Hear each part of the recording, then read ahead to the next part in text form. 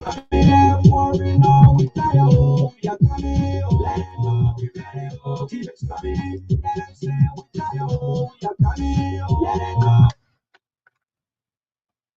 evening, good evening, good evening once again. This is the Deep National Hour program. Deep is the Democracy and Empowerment for Economic Progress. Nationalist Dr. Ibrahim Dassama the first. I'm the Executive Director of the Democracy and Empowerment for Economic Progress, Deep. We want to welcome you again to this time where we play our nationalistic role, the role that shows that we love our country beyond every other thing in this country.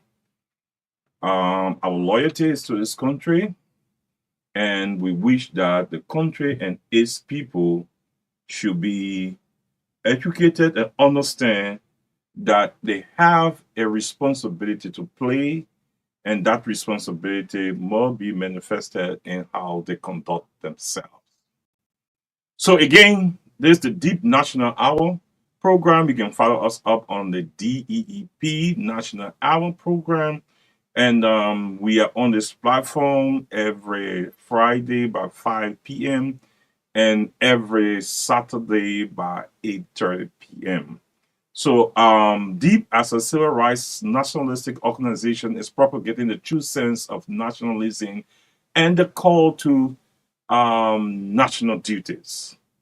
We want to look at our society today. Our society that has a rich heritage that have been ignored, and look at the sociological component of our society, how we conduct ourselves, how we interact, and how we run governance in public administration.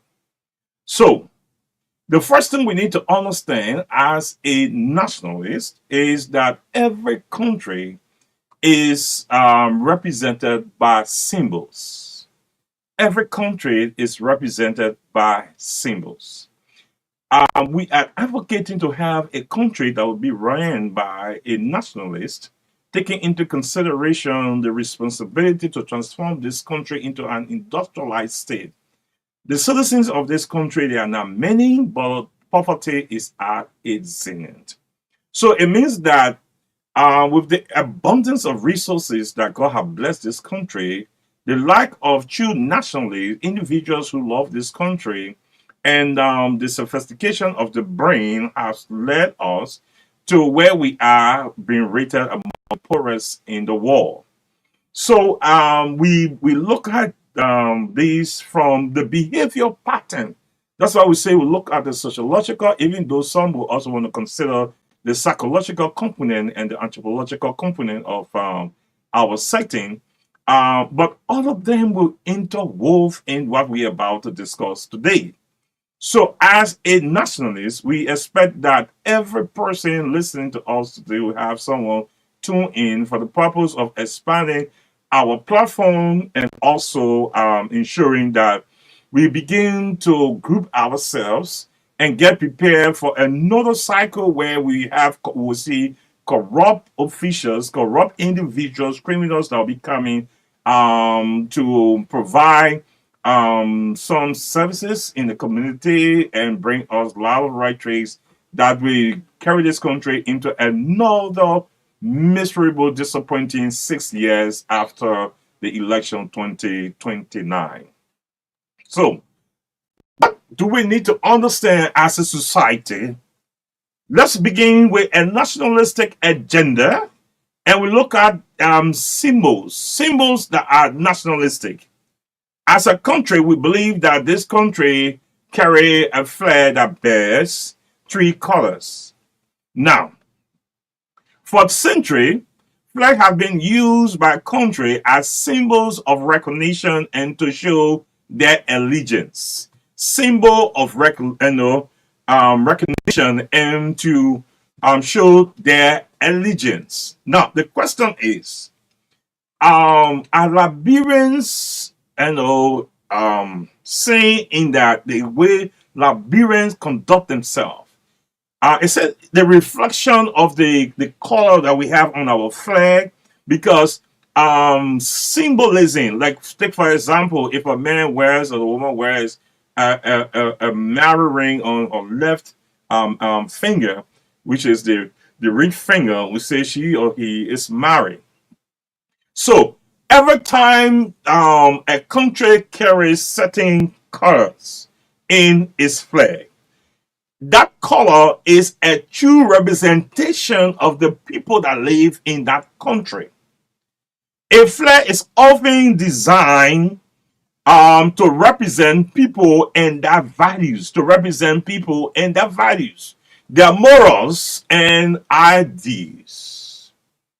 The colors that you see in the flag, those symbols that you see on the flag, those are things that show a true representation of the people in that country.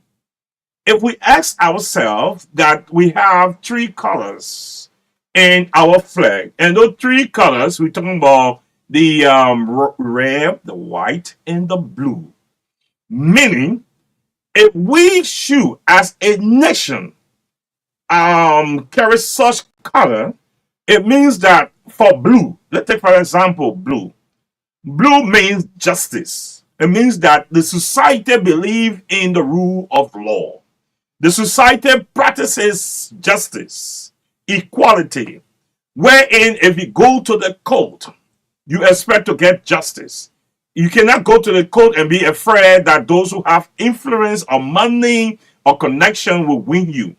Those countries, the 29 countries that carry red, white, and blue, which America is the first up there, including Russia, Great Britain, other countries.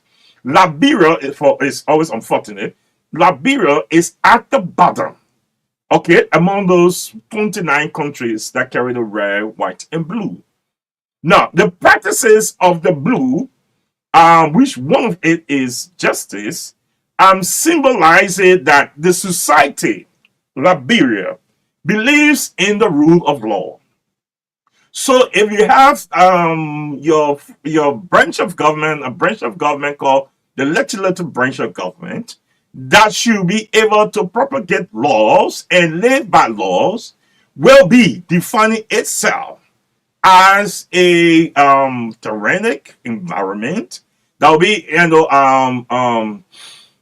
defining itself as an environment for mutiny. And what you see today in the history of Liberia, you have two speakers purporting to be speaker who came from a mutiny environment, talking about someone who rebels.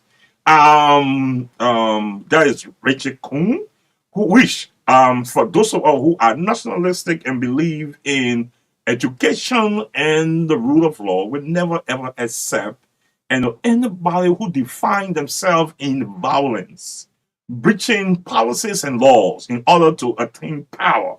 We will not accept it, because that is the very essence of the discussion today. We cannot sit to allow individuals to circumvent the law, the practices of the branch of legislators. And that also was supported by the Senate, because the Senate cooperated with that group of mutinists. Okay?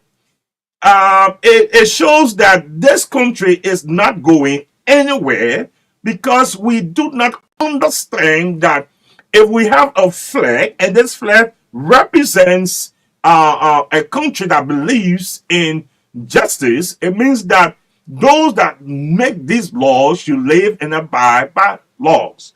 So all those that have defined themselves as members of the majority black, including regime speaker, these are all disgrace to the color of blue, because their actions are not in conformity with law. And citizen, another virtues of the color blue, it means that the citizens of that country are brave. The British are brave. The American, they are brave. When they stand for something, they stand for that. The Russians are brave. And you name them and name them. But when you come to Liberia, they are cowards. They talk and talk. Do nothing, stand up to ensure that nothing changes in that country. So if we have ever and defined the way we conduct ourselves, we would never have chosen blue to be a component or one of the colors of our flag. So are we actually, the color blue on our flag, does it actually represent this country, Liberia? Do we? So to follow us up, and we're happy if you can just subscribe. You can go to the Deep National Hour, that is DEEP National Hour Facebook page, that is DEEP National Hour Facebook page, and be able to follow us. And we'll be happy that we start holding meetings, because we need to start getting ourselves prepared for a lot of things that we need to change in our country. This country, that's one of the things you need to understand and know. How are we actually conducting ourselves? Is our behavior, is it in line with the symbols we portray out there in the colors that we carry? All right. So if we must accept to use blue, it means that we believe that, you see, countries like our organizations like the UN, you see them using blue because they stand for peace, they stand for justice, and they are brave to move into conflict and get things resolved. You see, the EU uses blue. The blue is a very powerful color when it comes to symbolism. So not anybody and everybody will want to touch blue when it comes to portraying who you are, but the color you portray out there. Okay, so if we want to have blue and we want to use blue as a nation, it means that we should define ourselves to be a group of nationalists who are brave to change the course of action when it is not in conformity with what we desire. Take for example, I don't think any Liberian will appreciate being in darkness after 176 years. The question is, why are we allowing our officials to have access to electricity at every time, be it state electricity or private generator, when millions of Liberians are denied access to electricity?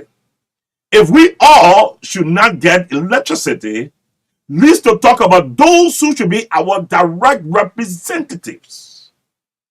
It means that in every sector, they must not enjoy what we do not enjoy. And if the country is actually nationalistic, as we call on you to be able to ensure that your officials of government live the kind of life you live. There should be reflection of your life. If they want to enjoy life, let you enjoy life. If you will suffer, they must suffer. But the guys then craft the entire budget in a way that is there to please them. And the environment is not academic to the extent that they will put money in the budget and nobody is there to follow, or no institution is around to ensure that the actual purposes for the money being placed in the budget are achieved. Okay, so we will say that you can just tune in to go to our page, that is the Deep National Hour Facebook page. We'll be happy if you can just subscribe. You can just subscribe and be able to share it as many times. We'll highly appreciate that. That has been nationalistic. I know messages should go across. I know, and I will appreciate messages that you'll be also sending, like Otto, we say thank you very much from Freeport that is following. So we are saying it is time, if we must carry the color blue. I have not gone yet to white, neither have gone to red. For right is completely desperate. Every nation that the citizen carry red in that color, you should be very much afraid of them. Because those people can persevere. When they say they want something, they will stand up and ensure that thing is gotten. They don't say things that they will not go after. If they tell Rachel Kuhn to step aside, Rachel Kuhn will step aside. In the absence of that, they will go and ensure that his home will be miserable. They will ensure that he will not even enter the capital. They will ensure that even the president, Joseph Waka, who is supporting that particular individual, and the senator who are doing the same, they will not have peace. That is the power of carrying red. People who carry red, you don't take them for granted. But in Liberia, people are taken for granted. For example, how will you carry red in your flag and in your country? Non-Liberians can treat you any way and anyhow in your country. You are poorly paid by these non-Liberians with support from corrupt officials of government and the citizen who should not be accepting these things will sit down and honoring the color of red and accept such things. It means that you don't have red and blue working in the lives of Liberians because they are not brave. We don't even have a strong worker union in this country that can ensure that employees receive the minimum wage as per law. The law says that people in these stores and other areas should not make less than 145, 150 US dollars, most especially on a normal pay rate. But you see, the entire 15 counties, every one of them are so sick to the extent that even multilateral institution, multi-million dollar institution, Metosty, LLC, all the kind of things, Firestone, they are paying Liberians even far below those belts. Whereas multi-million dollar institutions should be paying at least the minimum should be around 500 US dollars for ordinary individuals. But even if you say these things, because you don't have strong worker group, it ends on a dead soil. Because you don't have a society that is sociologically strong when it comes to the values, the morals, and the ideas, they sit in here and say, oh, Dr. Sellu, you are saying the right thing, and that's the end of it. That's the reason why I say we need a strong, radical, educated leader that will inspire citizens to do what is right, go for what is right, and get this country where it should be. Okay? So we can take a very short break. Is that possible? Okay. It's not possible. Okay, so let's go on. Let's go on. The red, the white, the blue. How did we get them? Because we said different colors on flag often represent unique experiences and values of the people. Colors, the colors used in the flag represent the value of that country. Do we have a true value for justice? Or today that Unity Party has its leadership in power?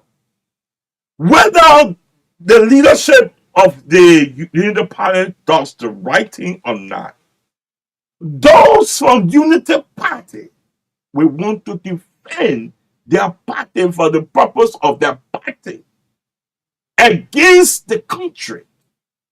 It tells you that you don't have blue. You should not, because your country are more party and individual centered than nation centered. We are not living as a nation state. We are not concerned about how can we work together to have leadership that will do the best thing for every one of us. Instead, we are working to have action party and unity party and people, liberal people party. We are not fighting for those things. Those things. Having political parties, having them is not wrong. But when the purpose of having them is to support them above the interests of the nation, then it becomes wrong. It becomes wrong. So, we ask ourselves, are we actually living as a nation that carries the red, white, and blue? We will talk a lot of this. I just want to see this sociological component of it and see what our values and morals are reflected in our color, the flag that we carry. You see the police carry flag and they are terribly corrupt. And you see the court carry flag. But you see this court say enter and play the flag is dirty, which represent mass corruption. And justice is being somersaulted. Okay, so anytime you see tune off flag, it means that no justice in that particular environment. So if you see a tune off flag in a government ministry agency, look, when you go in there, carry extra money because everybody will ask you for small money for every kind of funny thing. So if you see the Capitol building and maybe the legislative branch of government, you see a tune off flag, just remember that mass corruption and self-interest, equalistic stuff will be high at that particular point. And the reason that these things happen, because you have few individuals. Look at, maybe you say entire government strength will be around 3, 4, 5,000 persons. Are you seeing that those 3,000 or 5,000 persons, the betterment of their life is supreme above the betterment of every other person's life in this country? Is that what you Liberians are accepting? Is that what you're accepting? You need to stop. You need to understand that's not how a country runs. Look, let me tell you, to be a citizen of a nation is not an easy thing. Most of you want to go to America, most of you want to go Britain and Europe and other things. And the reason why they people often one of the reasons why people often want to be out because you don't understand the ideology, you don't understand what they stand for, you don't understand what they fought for, what they enjoying today that was not given to them. They fought for that independence. They fought for that industry. They fought for everything. When you look at global market, you see people are doing this to build their countries out and doing that. You see the actions of Donald Trump, who is a pure nationalist. You see that every time he talking about putting tariff and other things in, it is because he's interested in making America great. Yet other countries say they are retaliating. It's because they are trying to protect the interests of that country and make that country great. You, for your own country, you accept your government officials to loot your resources, and they'll use the budget, the national budget of the country to enriching themselves, and you just sit and accept the things then. So when the people see how you conduct yourself, the kind of things that you should not accept, you're accepting it. They don't see you as one of the kind of human that they want to interact with easily. So they see you as somebody like subhuman that when you go even into that environment, they try to tell you things, even if you have certain kind of expertise, certain career, even on the sport environment, or you see that they get all the treatment for the blacks and other things because they don't see you as being able to conduct yourself properly. You have a budget. The entire budget is not actually impacting your life, but you sit and accept it. If government get ready and say we put 60 million, 70 million in the health sector, how do you know that what they're saying is true? How do you know?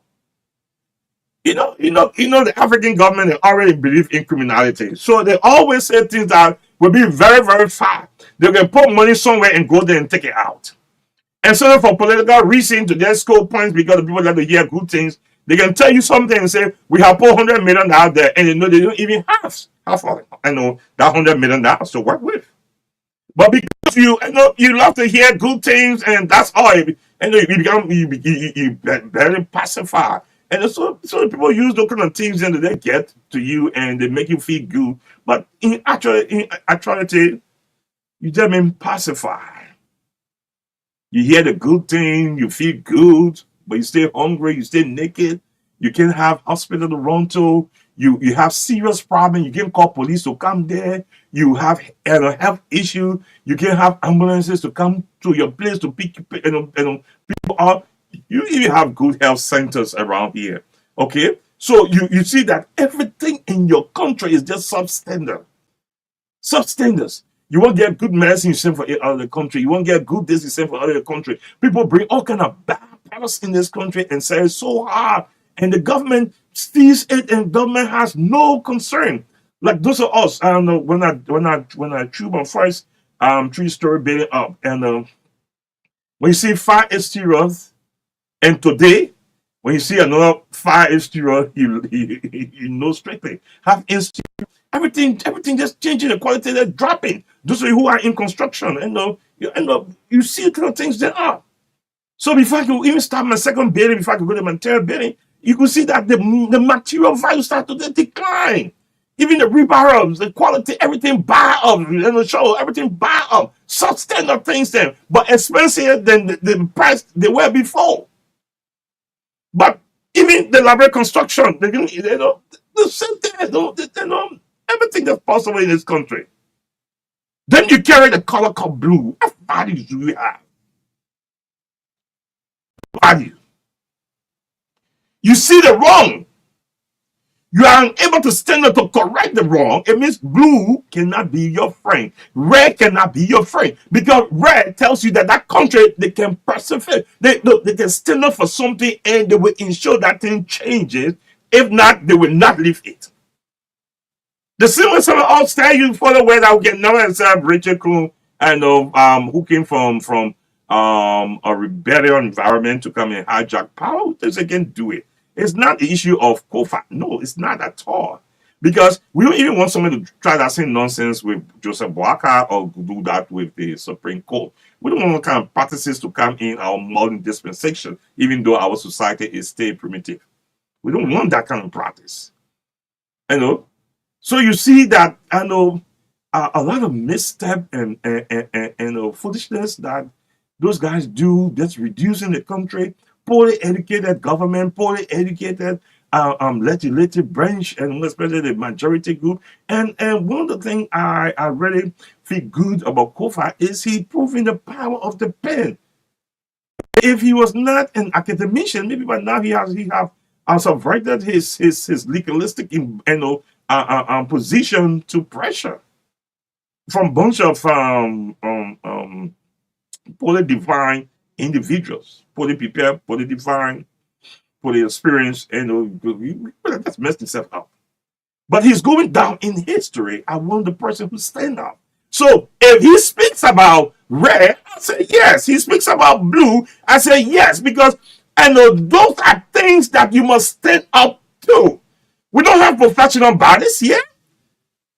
We don't have professional bodies here. We just have symptoms of professional bodies here.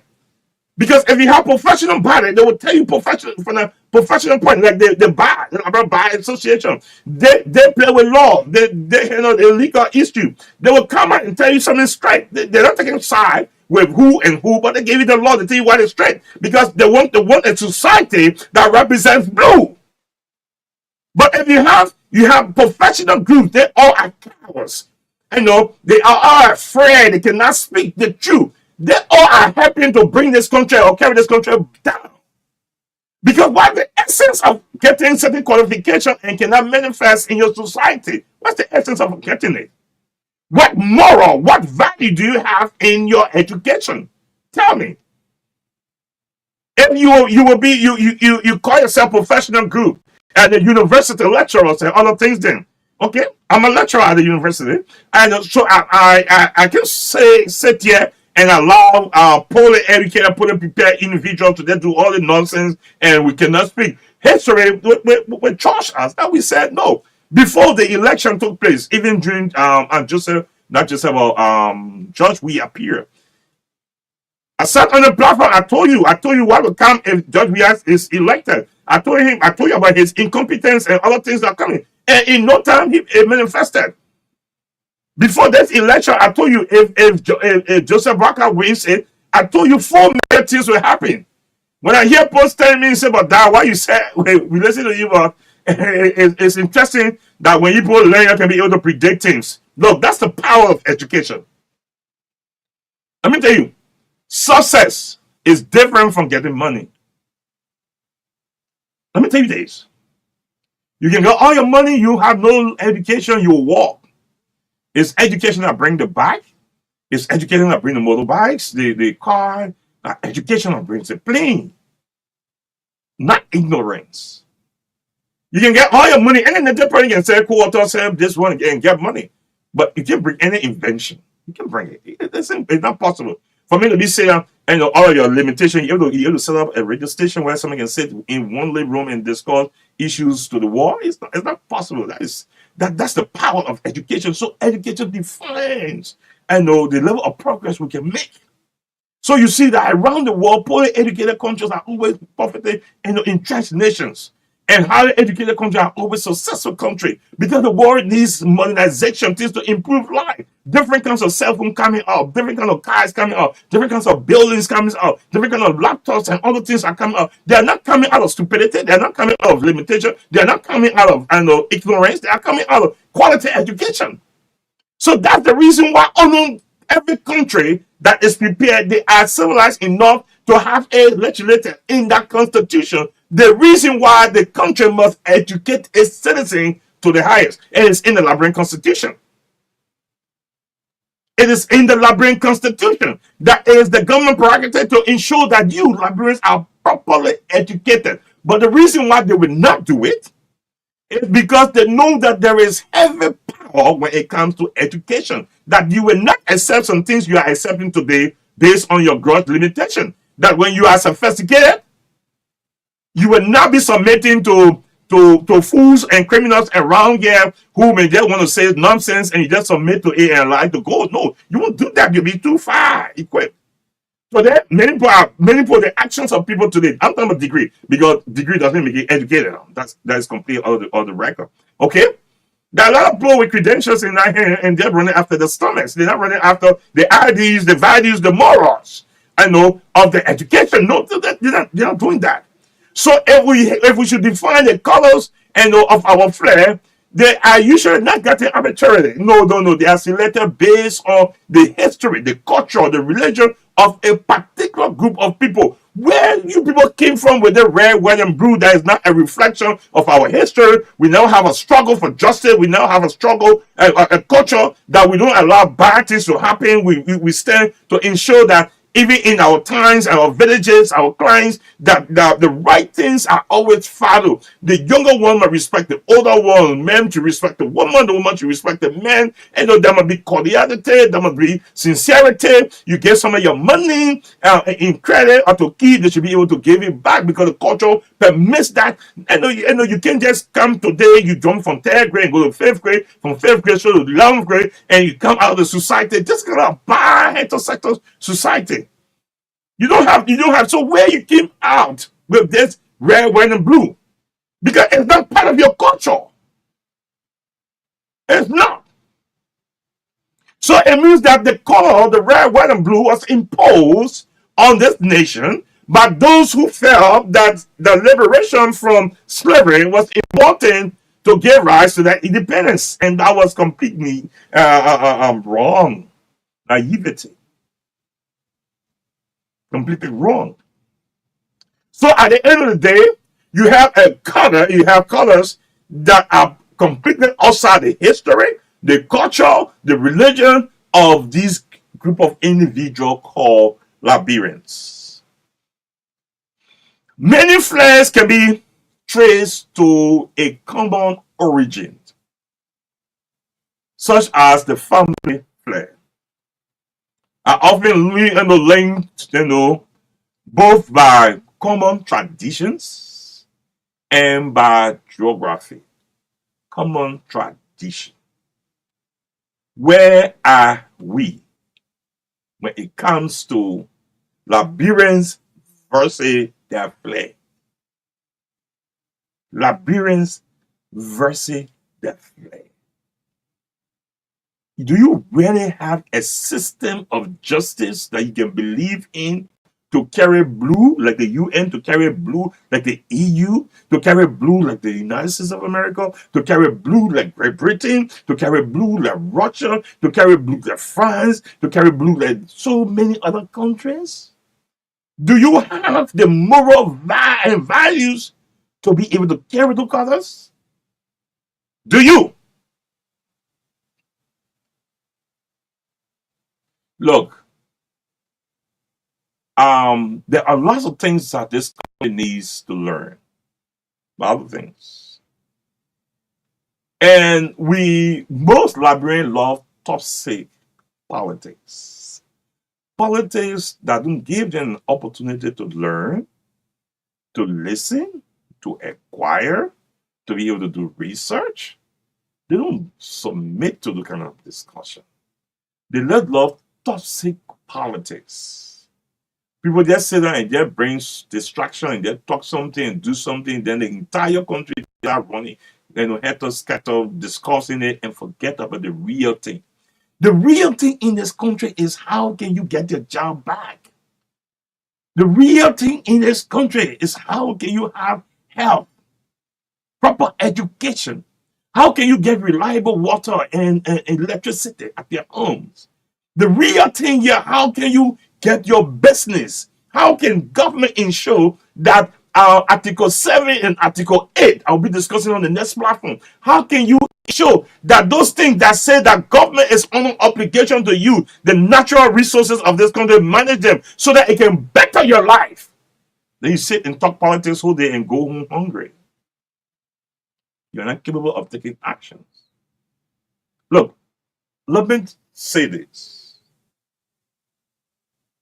If this country must succeed, it means that Emin Hammond, thank you very much. You are following from Cox Stadium.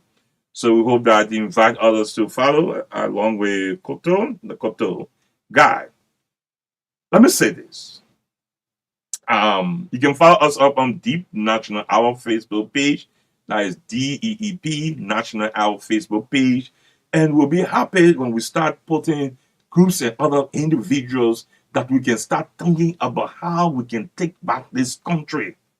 Look, let me tell you, you have been accepting politicians to drive you around with so-called humanitarian services in order to exploit you at the end of the day when they are giving authority.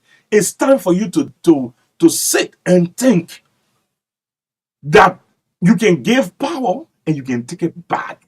You can give power and you can administrate them. You can tell them what to do and what not to do, and you can take up time from your jobs and your businesses to ensure that the right thing takes place in your country. Take up time. You can spend your entire day there, bow your head down, and only when something impacts you, the time you want to talk, in your community or make place or call and just say something, and that's all. No, you need to pass that level. You need to hold as a nation. That's the reason why Deep and Sinner, it's time for us to come together. It's time for us to think about the country better than thinking about our political party. It's time to understand that nobody will take the jobs that you need, the salary that you need, and place it in your hand. Even if they do that, you will not be able to manage it because you did not fight to get it. You don't know the value of getting things, so you can't know the value and the importance to keep it. But when you struggle, you know how to struggle and get things. You know the pain and other things that actually involve in getting things. I don't think you want to misuse them. But because you did not, fight as the color red, get this particular country called Liberia. So at the end of the day, you are seated, and some of you are selling this country out, and to non-Liberian foreigners are buying lands here, lands that. You think that you've been nationalistic when you sit in your own country and allowing almost all your front view to be occupied by non-Liberians, and you are being kept at the back. Are you thinking properly? Are you behaving as nationalists? Do you think that your credential matters? When your entire society is engulfed with foolishness? So we say it is important that we understand that citizenship is more than claiming to be a citizen of a nation. Your inability to ensure that your country succeeds is a good manifestation that you are not a decent citizen. Again, I'm Dr. Ibrahim Dassama Sellu I. I'm the Executive Director of the Democracy Empowerment for Economic Progress, DEEP. DEEP is a civil rights nationalistic organization propagating a true sense of nationalism. We will be here again on Friday by 5 p.m. and on Saturday by 8:30 p.m. to play our nationalistic responsibility. And we ask that you join us and be a part of the process. We will give you our numbers as we appear on the show so that you can call and be a part of this movement. Let us get Liberians on board so that this country, for the next years that are coming, we can be living in destitution and suffering and behaving like we are civilized people. Until we meet again, God bless you. I'm Dr. Ibrahim Dassama, the first nationalist and the executive director of the. God bless you. Until we meet again, I'm Dr. Sellu.